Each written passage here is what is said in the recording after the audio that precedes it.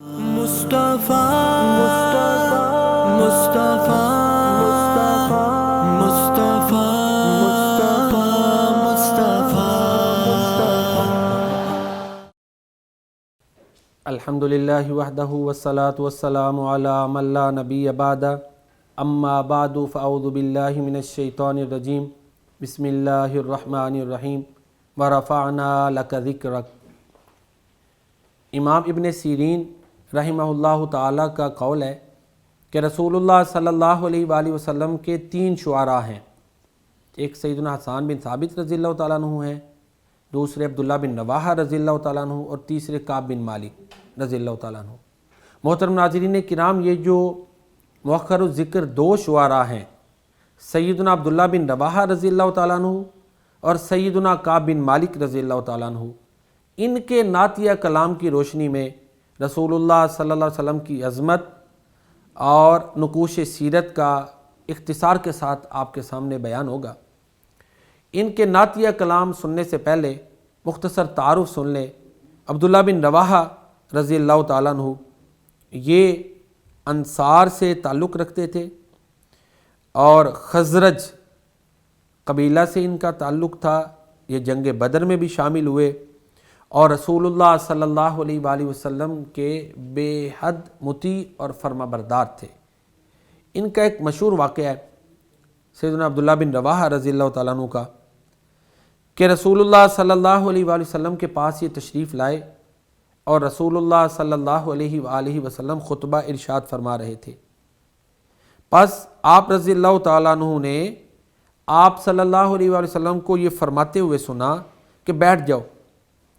سیدنا عبداللہ بن رواحہ رضی اللہ تعالیٰ عنہ مسجد کے باہر ہی بیٹھ گئے، یہاں تک کہ پیارے رسول کریم صلی اللہ علیہ وآلہ وسلم خطبہ سے فارغ ہو گئے۔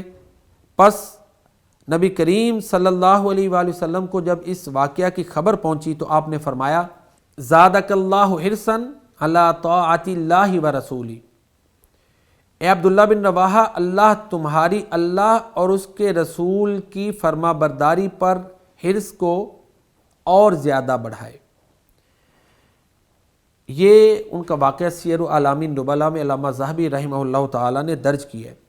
تو محترم ناظرین کرام، یہ عبداللہ بن رواحہ رضی اللہ تعالیٰ عنہ باعمل شاعر تھے، حقیقی معنوں میں رسول اللہ صلی اللہ علیہ وآلہ وسلم کے فرما بردار تھے۔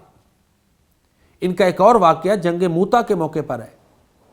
جب رسول اللہ صلی اللہ علیہ وسلم نے انہیں بھیجا تو آپ صلی اللہ علیہ وسلم نے ساتھ یہ پیشین گوئی بھی کر دی کہ عبداللہ بن رواحہ اور جعفر طیار اور زید بن حارثہ، ان کے بارے میں آپ نے بتایا تھا کہ یہ اگر ایک کے پاس جھنڈا نہ رہے تو دوسرا اٹھا لے، پھر تیسرا اٹھا لے۔ تو عبداللہ بن رواحہ رضی اللہ تعالیٰ عنہ نے بھی جھنڈا اٹھایا اور جنگ موتا میں شہید ہوئے۔ یہاں سے اندازہ لگائیں اطاعت رسول میں بھی پیش پیش ہیں اور غزوات النبی میں بھی پیش پیش تھے، اور جنگ موتا کے موقع پر شہید ہوئے عبداللہ بن رواحہ رضی اللہ تعالیٰ عنہ۔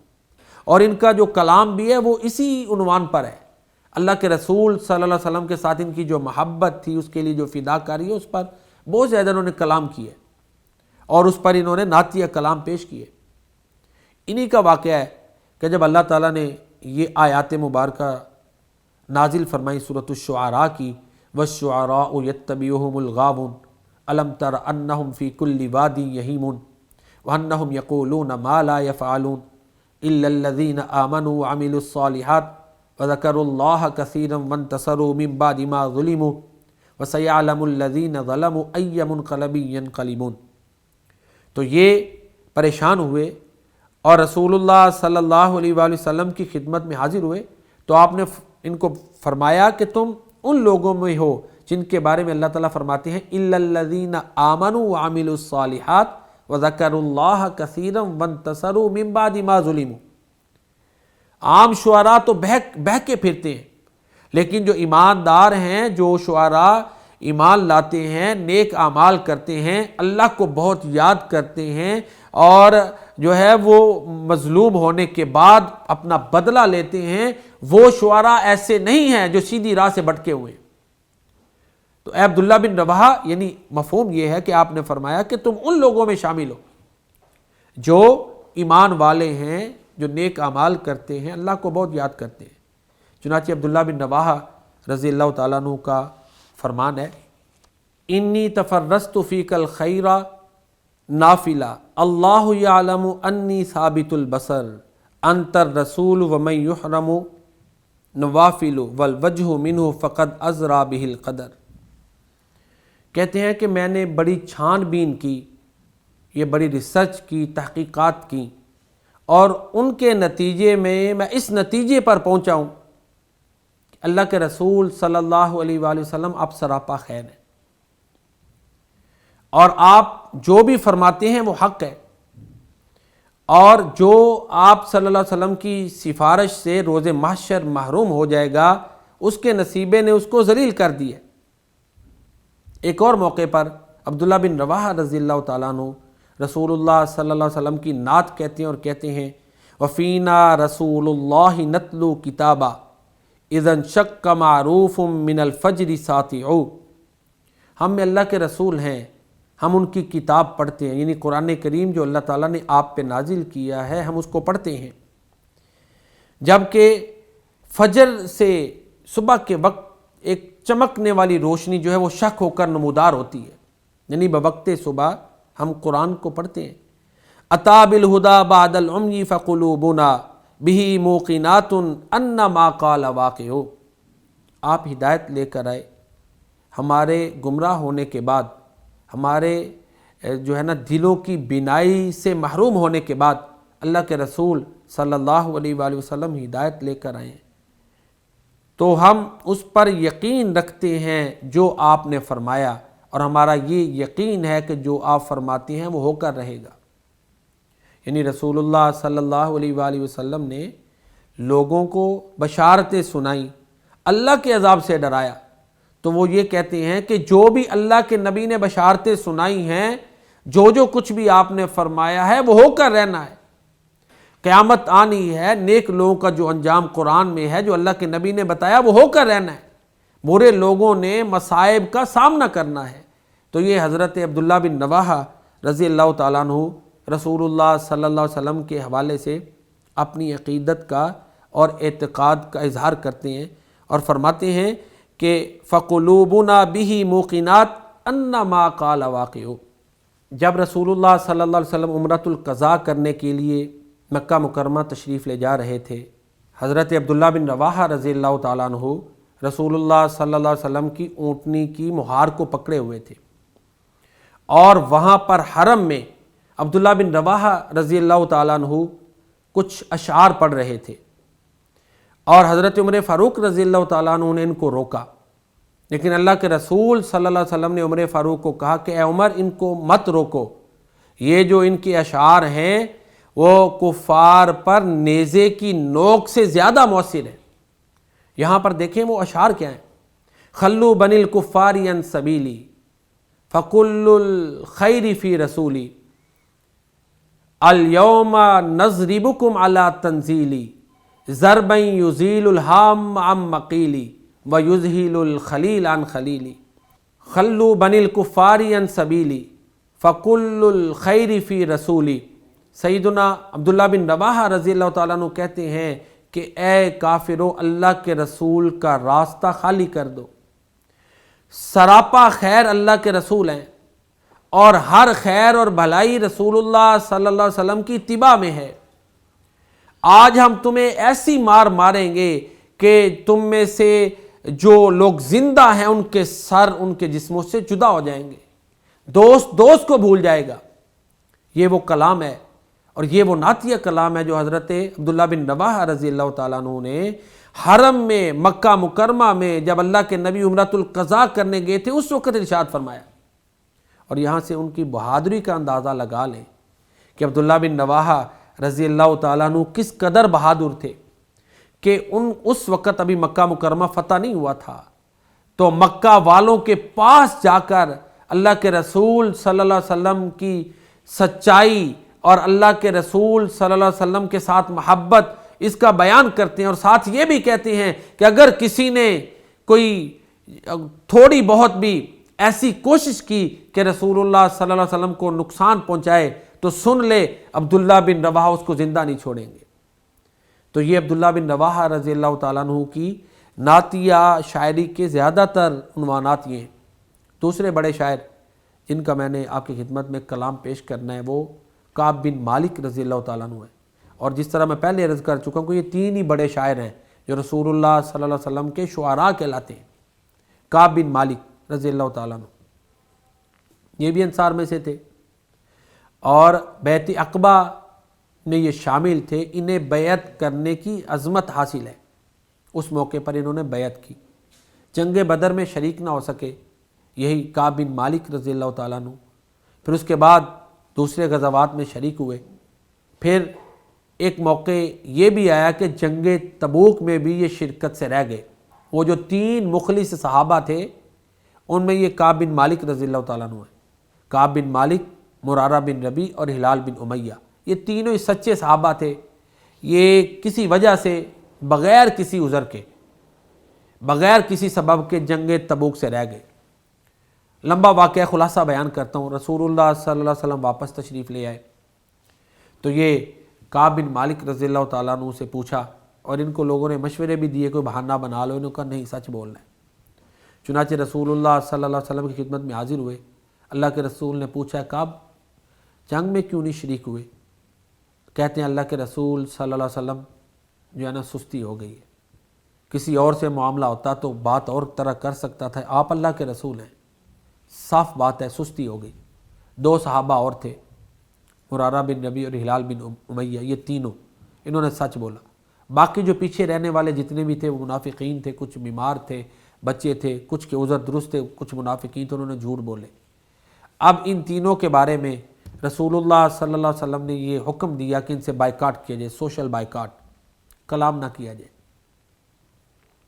چنانچہ گفتگو بند ہو گئی۔ ایسے ہی وقت گزرتا گیا۔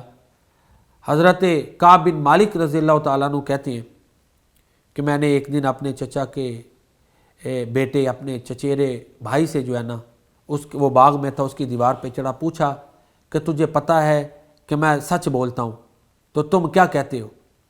تو انہوں نے ان کی کوئی تصدیق نہ کی۔ دیکھیں اللہ کے نبی صلی اللہ علیہ وسلم کی تربیت دیکھیں کہ چچا زاد بھائی ہے، اس نے کوئی تصدیق نہیں کی کہ اے کعب تو سچا ہے، ایسے نہیں۔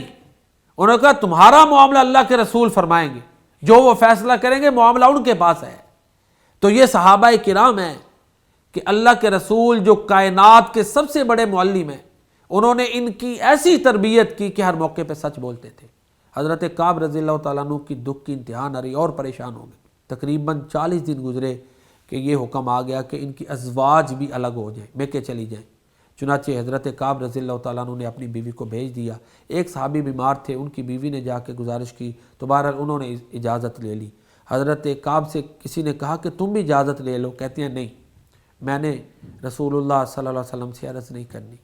ٹھیک ہے جو آپ نے فیصلہ فرمایا۔ غسان کے بادشاہ نے ان کو آفر کی کہ ہمارے پاس آ جاؤ، تم کوئی بے حیثیت نہیں ہو، لیکن انہوں نے اس کو ٹکرا دیا۔ اور یہی وہ کعب رضی اللہ تعالیٰ عنہ ہیں کہ پھر جب 50 دن گزرے تو اللہ نے ان کے لیے قرآن کی صورت نازل کر دی، اور چونکہ ان کی توبہ کی قبولیت کا اس میں ذکر ہے، اللہ نے صورت کا نام ہی سورۃ التوبہ رکھ دیا۔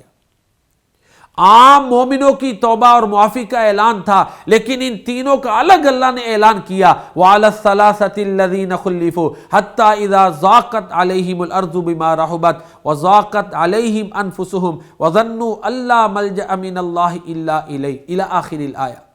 تو یہ کعب بن مالک رضی اللہ تعالیٰ عنہ جو سچے مسلمان، تو یہ رسول اللہ صلی اللہ علیہ وسلم کی نعتیں کہتے ہیں۔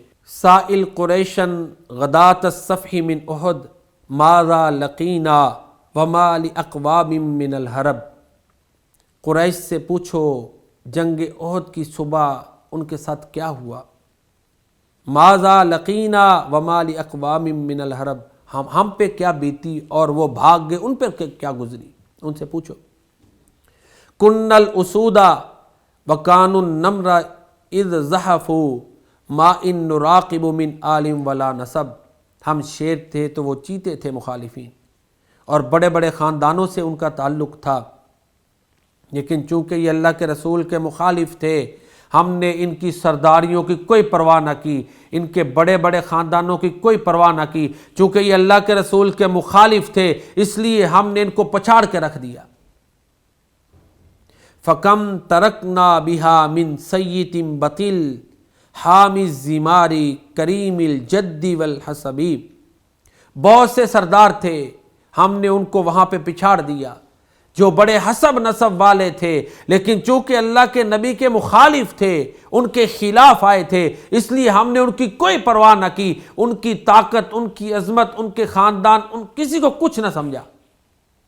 پھر کہتے ہیں فِينَ الرَّسُولُ شِهَابٌ ثُمَّ يَتْبَعُهُ نُورٌ مُضِيءُهُ فَضْلٌ عَلَى الشُّهُبِ، ہمارے اندر اللہ کے رسول ہیں، آپ چمکتا ہوا ستارہ ہیں اور آپ کے ساتھ ایک چمکتا ہوا نور ہے، آپ کو تمام دوسرے سیاروں پر، ستاروں پر چمک میں، نورانیت میں برتری حاصل ہے، آپ سراج منیر ہیں۔ الحق منطقہ والعدل سیرتہ فمن یجیبہ الیہ ینجو من تبب، اللہ کے نبی جو بات کرتے ہیں وہ حق ہے، حق منطق، آپ کی گفتگو حق ہے، والعدل سیرت، آپ کی سیرت عدل پر مبنی ہے، آپ کی گفتگو میں عدل ہے، آپ کی سیرت میں عدل ہے، آپ کے فیصلوں میں عدل ہے۔ اللہ کے رسول صلی اللہ علیہ وسلم سراپا عدالت ہے۔ بقول اقبال، سبق پھر پڑھ صداقت کا، عدالت کا، شجاعت کا، لیا جائے گا تجھ سے کام دنیا کی امامت کا۔ فمن یجیبہ الیہ ینجو من تبب، جو اللہ کے نبی صلی اللہ علیہ وسلم کی اتباع کرتا ہے وہ ہلاکت سے بچ جاتا ہے۔ نجد المقدم ماضی الہم معتزم حین القلوب علی رجف من الرعب، رسول اللہ صلی اللہ علیہ وسلم لشکروں کے آقی ہوتے ہیں، سب سے زیادہ بہادر ہیں، اور آپ ڈگمگاتے نہیں، جبکہ رعب سے دل خوف سے بھر جائیں اس وقت بھی اللہ کے رسول صلی اللہ علیہ وآلہ وسلم سب سے زیادہ بہادر ہوتے ہیں۔ یہاں پر شجاعت مصطفیٰ صلی اللہ علیہ وسلم کو حضرت کعب بن مالک رضی اللہ تعالیٰ عنہ بیان کرتے ہیں۔ یمزی و یزمرنا من غیر معصیہ کأنہ البدر لم یتبع علی الکذب، اللہ کے رسول صلی اللہ علیہ وسلم جو عزم کرتے ہیں اس کو کر گزرتے ہیں، اور آپ ہماری حمایت کرتے ہیں۔ کأنہ البدر، آپ ایسے ہیں جیسے 14ویں کا چاند ہیں۔ لم یتبع علی الکذب، رسول اللہ صلی اللہ علیہ وسلم نے کبھی جھوٹ نہیں بولا، آپ سب سے زیادہ سچے ہیں۔ بدا لنا فاتبعناہ نصدق وکذبوہ فکنا اسعد العرب، اللہ کے رسول صلی اللہ علیہ وسلم ہمارے پاس تشریف لائے، ہم نے آپ کی اتباع کی اور آپ کی تصدیق کی، جبکہ انہوں نے جھٹلایا، اور فکنا اسعد العرب، عرب میں ہم سب سے زیادہ سعادت مند ہو گئے۔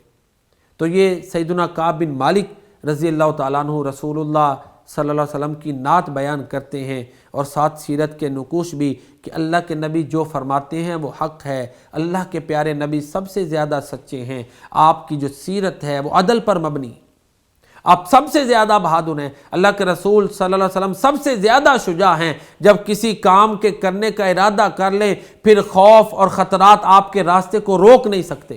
ایک اور موقع پر سیدنا کعب بن مالک رضی اللہ تعالیٰ عنہ رسول اللہ صلی اللہ علیہ وسلم کی نعت کہتے ہیں اور کہتے ہیں وَنَحْنُ وَرَدْنَا خَيْبَرًا وَفُرُوزًا بِكُلِّ فَتًن عَارِ الْأَشَاجِعِ مِزْوَدِي، ہم خیبر اور اس کے گھاٹوں پر ایسے ہر جوان کے ساتھ وارد ہوئے جو دفاع کرنے والا مضبوط ہاتھوں والا تھا۔ جواد لدل غایاتی لا واہن قوا جریء علی الاعداء فی کل مشہدی، ہر میدان جنگ میں دشمنوں کے خلاف جرأت مند، ہر موسم میں ایسی ہنڈیا کا مالک جس کے نیچے راکھ ہو۔ عظیم رماد القدر فی کل شتوى ضروب بنسل المشرقی المہندی، اور کہتے ہیں مراد بہت بڑے فیاض ہندی تلوار کے پھل کے ست مارنے والے، اور وہ قتل کو قابل ستائش دیکھتا ہے۔ تو یہاں پر حضرت کعب رضی اللہ تعالیٰ عنہ رسول اللہ صلی اللہ علیہ وآلہ وسلم کی جو محاسن ہے وہ بیان کرتے ہیں، اور ساتھ ہی اپنی جو وفا ہے اس کا بھی ذکر کرتے ہیں. کہتے ہیں یصدق بالانباء بالغیب مخلصین یرید بذاک الفوز والعز فی غدی. کہتے ہیں بن دیکھے اخلاص کے ساتھ نبی کریم صلی اللہ علیہ وسلم کی لسان نبوت سے نکلی ہوئی خبروں کی تصدیق اس لیے کرتا ہے تاکہ کل روز محشر میں کامیابی اور عزت سے ہمکنار ہو سکے. اس ساری نعت کا خلاصہ یہ ہے. حضرت کعب بن مالک رضی اللہ تعالیٰ عنہ انصار کی عظمت بیان کرتے ہیں کہ انصار کے نوجوان جو ہیں وہ رسول اللہ صلی اللہ علیہ وسلم کو دل سے اللہ کا رسول مانتے ہیں، خاتم النبیین مانتے ہیں اور رسول اللہ صلی اللہ علیہ وسلم کا دفاع کرتے ہیں. حق کو پہنچانے کے لیے، حق کو غالب کرنے کے لیے ہر میدان میں وہ نبی کریم صلی اللہ علیہ وسلم کے کندھے کے ساتھ کندھا ملا کر چلتے ہیں. تو محترم ناظرین کرام، اس گفتگو میں میں نے آپ کی خدمت میں دو بڑے شعراء جو اللہ کے رسول صلی اللہ علیہ وسلم کے عظیم شعراء ہیں ان کا کلام اختصار کے ساتھ اور ان کا تعارف پیش کیا ہے. جناب کعب بن مالک رضی اللہ تعالیٰ عنہ اور عبداللہ بن رواحہ رضی اللہ تعالیٰ عنہ، ان کی نعتیں جو ہیں ان میں زیادہ تر رسول اللہ صلی اللہ علیہ وسلم کی بہادری کا ذکر ہے، رسول اللہ صلی اللہ علیہ وسلم کی جرأت اور شجاعت کا ذکر ہے، اور ساتھ ہی نبی کریم صلی اللہ علیہ وسلم کی تعلیم و تربیت کی بدولت اور اللہ کے فضل کی بدولت انصار کی بہادری کا ذکر ہے. رسول اللہ صلی اللہ علیہ وسلم کے لیے ان کی جو فداکاری ہے، اللہ کے رسول کے ساتھ جو محبت ہے اس کو بیان کرتے ہیں. اور کعب بن مالک اور عبداللہ بن رواحہ رضی اللہ تعالیٰ عنہ ساتھ ہی رسول اللہ صلی اللہ علیہ وسلم کی سیرت کے نقوش کو بھی عیاں کرتے ہیں. اللہ کے نبی سچ بولتے ہیں. رسول اللہ صلی اللہ علیہ وسلم کی جو سیرت ہے وہ سراپا عدل ہے. اللہ کے رسول صلی اللہ علیہ وسلم اللہ کی مرضی کے بغیر کلام نہیں کرتے. تو محترم ناظرین کرام، یہ مختصر سا نعتیہ کلام تھا جو حضرت کعب بن مالک اور عبداللہ بن رواحہ رضی اللہ تعالیٰ عنہ کے نعتیہ کلام سے میں نے پیش کیا. اللہ تعالیٰ کی بارگاہ میں دعا ہے کہ اللہ تعالیٰ ہمیں بھی صحابہ کرام جیسی عقیدت اور رسول اللہ صلی اللہ علیہ وسلم کے ساتھ محبت عطا فرمائے. آمین یا رب العالمین. وما علینا الا البلاغ المبین. مصطفیٰ مصطفیٰ مصطفیٰ مصطفیٰ